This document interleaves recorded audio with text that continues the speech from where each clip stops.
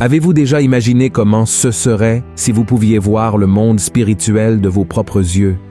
Beaucoup de gens ont rapporté avoir vu des figures étranges apparaître juste devant eux. Beaucoup affirment les avoir vues même à l'intérieur de leur chambre. Et ces créatures peuvent prendre différentes formes et tailles. Certains ont rapporté avoir vu un chien noir. D'autres ont vu des animaux très étranges, avec de nombreux bras, des ailes, des jambes, des griffes et des dents. Mais si je vous dis que ces créatures existent réellement et font partie du monde spirituel, peut-être ne le savez-vous pas, mais le monde spirituel est plus réel que nous l'imaginons. Dans la vidéo d'aujourd'hui, je vais vous montrer à quoi ressemblerait l'expérience d'ouvrir vos yeux et de commencer à voir le monde spirituel autour de vous. Je vous assure que vous serez surpris, par la révélation que je vais faire. Alors, restez avec moi jusqu'à la fin de la vidéo, d'accord? Avant de commencer, je vous demande de vous abonner à ma chaîne. Voyez le bouton rouge « S'abonner » sous la vidéo. Cliquez dessus, puis une cloche apparaîtra. Il est très important que vous cliquiez sur cette cloche et sélectionniez l'option « Toutes » pour recevoir toutes les notifications des prochaines vidéos que je publierai. D'accord? Alors, allons-y. Nous, les chrétiens, croyons qu'il existe un monde physique qui est visible et palpable, et il existe également le monde spirituel où nous ne pouvons ni voir ni toucher, et c'est là que résident les êtres spirituels. Si vous ne le savez pas encore, il existe une énorme quantité d'êtres spirituels, tout comme nous en avons une grande quantité dans le monde physique. Les scientifiques affirment qu'il existe près de 9 millions d'espèces de créatures vivantes dans le monde entier. Maintenant, pouvez-vous imaginer une quantité similaire dans le monde spirituel? Beaucoup pensent qu'il n'y a que quelques anges et démons, mais la vérité est que nous parlons d'un royaume et un lieu d'autorité et de pouvoir. Par conséquent, nous pouvons affirmer que le royaume spirituel compte des millions d'esprits qui gouvernent et possèdent des pouvoirs surnaturels, et tout ce qui se passe dans le monde spirituel a des répercussions ici sur Terre. De même, nos actions ici interfèrent dans le monde spirituel. Je sais que beaucoup de gens imaginent le monde spirituel comme quelque chose d'effrayant et de terrible. Ils imaginent des créatures étranges se déplaçant et courant partout. Mais saviez-vous que le monde spirituel est situé juste devant vous? Je sais que cette vérité peut être effrayante, mais c'est une réalité que nous ne pouvons pas ignorer. La Bible elle-même nous enseigne à ce sujet. Regardez ce qui est écrit dans Éphésiens, chapitre 6, verset 12.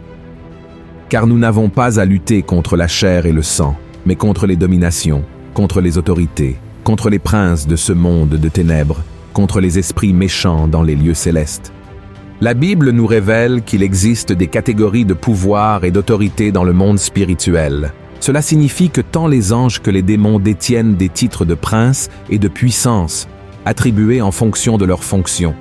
Certains ont des pouvoirs plus grands que d'autres, tandis que d'autres ont des pouvoirs moindres. La première autorité maléfique que nous trouvons dans la Bible est révélée dans le Nouveau Testament et s'appelle Belzébuth, le prince des démons. La Bible relate que lorsque Jésus réalisait des miracles et que les personnes autour de lui ne croyaient pas qu'il pouvait le faire de lui-même, elles ont commencé à affirmer que Jésus utilisait les pouvoirs du démon Belzébuth, qui est un autre nom donné à Satan. Cependant, ce nom peut également être trouvé dans la Bible sous le nom de Baal-Zébub, le dieu d'Écron. Écron est une ville située au sud-ouest de Canaan, et les théologiens affirment que Baal-Zébub serait un démon dirigeant cette ville, doté de pouvoirs de guérison. Cela est révélé dans le livre de 2e Roi, chapitre 1, lorsque les aigles ont tenté de communiquer avec ce démon pour qu'il soit guéri de ses blessures. Certains théologiens pensent que Baal-Zébub signifie que ce démon est le seigneur des mouches ou le seigneur du fumier. L'apparence de ce démon serait donc semblable à celle d'une mouche. Il semble trop simple de penser qu'un démon adopterait l'identité d'une mouche pour apparaître dans ce monde physique. Mais cette idée ne semble pas non plus impossible, car difficilement une mouche effrayerait quelqu'un. Et s'il y a quelque chose que l'ennemi veut, c'est se rapprocher de nous, même sans que nous le sachions. Un autre prince des démons que nous pouvons trouver dans la Bible se trouve dans le livre de Daniel. Daniel était un homme très consacré, qui priait beaucoup Dieu, et le Seigneur envoyait des réponses à travers les anges. Et une fois, l'ange porteur des réponses de Dieu a été empêché par le démon, ayant le titre de prince de Perse. Voici ce qui est écrit. « Le chef du royaume de Perse m'a résisté 21 jours. Mais voici Michaël, l'un des principaux chefs, est venu à mon secours, et je suis demeuré là auprès des rois de Perse. » Dans ce passage de la Bible, il est très clair que les anges et les démons sont constamment en lutte les uns contre les autres, et nous aussi. Lorsque nous prions, nous nous retrouvons face à face avec l'ennemi, essayant d'empêcher les réponses de Dieu de nous parvenir. C'est pourquoi il est si important de persévérer dans la prière. Il existe une autre catégorie de démons qui portent le titre de roi. La Bible nous met en garde contre le règne des ténèbres, contre les gouvernements et les autorités spirituelles du mal. Ils contrôlent non seulement ce qui se passe dans le monde spirituel, mais aussi dans le monde physique. Ces créatures démoniaques utilisent toujours des personnes éloignées de Dieu, qui donnent des ouvertures à travers des péchés et font en sorte que d'autres s'éloignent également de Dieu. Mais la bonne nouvelle est que si nous avons Jésus comme notre Seigneur et Sauveur, nous sommes du côté du vainqueur. Et la Bible dit dans Romains, chapitre 8, qu'il n'y a rien dans ce monde, ni les pouvoirs, ni les autorités démoniaques, qui pourront nous séparer de l'amour de Dieu. Je sais que vous pouvez être effrayés par ces descriptions de démons, mais je veux vous dire que, tout comme il existe un règne du mal, il existe aussi un règne des anges. Et l'un de ces anges s'appelle Séraphim. Le Séraphim est un ange de Dieu et est cité plusieurs fois dans la Bible. Regardez ce qui est écrit dans Ésaïe, chapitre 6, au verset 2. « Des séraphins se tenaient au-dessus de lui. Ils avaient chacun 6 ailes, 2 dont ils se couvrèrent la face, 2 dont ils se couvrèrent les pieds, et 2 dont ils se servaient pour voler. » L'autre type d'ange décrit dans la Bible est l'ange chérubin. Généralement, ces anges remplissent la fonction de gardien et de protecteur, et selon la Bible, les chérubins sont connus pour être des anges gardiens. Dans Genèse, chapitre 3, verset 24, il est dit que Dieu a placé des anges chérubins dans le jardin d'Éden avec une épée flamboyante pour protéger l'arbre de la vie. Mais à quoi ressemble-t-il ? La Bible nous le révèle dans Ézéchiel, chapitre 10, où ils ont 4 visages. Le premier visage était leur propre visage, le deuxième visage était celui d'un homme, le troisième d'un lion et le quatrième d'un aigle. Un ange avec des épées de feu se déplaçant avec 4 visages. Cela semble être une vision impressionnante. En réalité, le travail des chérubins est de protéger tout ce que Dieu ordonne. Et leur apparence peut même être un peu effrayante. Mais je suis sûr que si c'est Dieu qui les a envoyés, il n'y a aucune raison d'avoir peur. C'est une autre catégorie du règne des anges et celle des archanges. Un de ces archanges décrits dans la Bible est Michel. Il est considéré comme l'archange guerrier. Lorsque le prince de Perse a tenté d'empêcher l'ange d'envoyer un message à Daniel, Michel est venu en aide à l'ange messager et a mis fin à la fête de l'ennemi. Et vous pouvez même vous demander si nous parlons d'un monde spirituel que nous ne pouvons pas voir. Les personnes affirmant avoir vu ces créatures devant elles mentent-elles? Pas nécessairement, frères et sœurs. Bien sûr, beaucoup inventent des choses.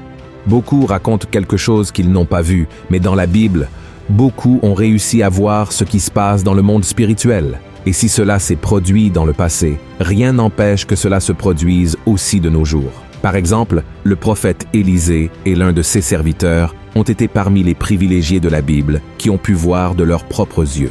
La Bible relate qu'à l'époque où l'armée syrienne avait été envoyée pour arrêter Élisée, ses serviteurs avaient peur parce qu'ils voyaient dans le monde physique une grande armée approcher. Mais Élisée était calme, car contrairement aux autres, il pouvait voir le monde spirituel. Il avait déjà vu de ses propres yeux qu'il était protégé par une armée spirituelle et a prié pour que Dieu révèle cela aussi à l'un de ses serviteurs. Regardez ce qui est écrit dans 2 Rois, chapitre 6. Élisée pria et dit « Éternel, ouvre ses yeux pour qu'il voie. » Et l'Éternel ouvrit les yeux du serviteur, qui vit la montagne pleine de chevaux et de chars de feu autour d'Élisée. L'armée syrienne approchait avec des chevaux et des chars dans le monde physique, mais l'armée dans le monde spirituel autour d'Élisée était composée de chevaux et de chars de feu. Nous pouvons donc affirmer, avec ce verset, que le monde spirituel peut avoir la présence de nombreuses choses similaires à celles de notre monde physique. Si la Bible parle de chevaux et de chars, mais couverts de feu, il est certain que le monde spirituel peut être très semblable au monde que nous pouvons voir, mais avec des éléments de puissance et des manifestations surnaturelles. Et seriez-vous prêts à être témoins de ces choses? Frères et sœurs, nous pouvons influencer le monde spirituel par nos prières. C'est pourquoi la Bible nous encourage à prier en tout temps. La Bible dit que Dieu est esprit et qu'il est assis sur le trône au-dessus de tout. Mais elle dit aussi que Dieu est avec ceux qui ont un cœur brisé, un cœur repentant. Il peut être partout, et même si vous ne le voyez pas, croyez que le Seigneur est là pour vous protéger et vous donner des réponses. Si votre cœur est attaché au Seigneur, la quantité de démons qui essaieront de vous attaquer devra fuir. Ne vous découragez donc pas, car celui qui est en vous est plus grand que celui qui est dans le monde. Alléluia! Vous n'avez pas besoin de voir les démons prendre des formes d'objets et d'animaux variés pour croire qu'ils sont réels. C'est pourquoi Dieu permet à la plupart des gens de ne pas voir le monde spirituel. Ce que Dieu attend de nous, c'est que nous regardions vers Jésus et nous concentrions sur l'obéissance à sa parole. Je sais que beaucoup de gens se concentrent tellement à vouloir dévoiler le monde spirituel qu'ils oublient de prêcher l'évangile du salut et commencent à croire en des choses qui ne sont pas dans la Bible. C'est pourquoi, frères et sœurs, nous devons faire très attention, car la Bible dit que même Satan se déguise en ange de lumière pour tromper les gens. Par conséquent, soyez toujours très prudents avec ce que vous voyez, avec ce que vous entendez, et appuyez-vous toujours sur la parole de Dieu. Amen.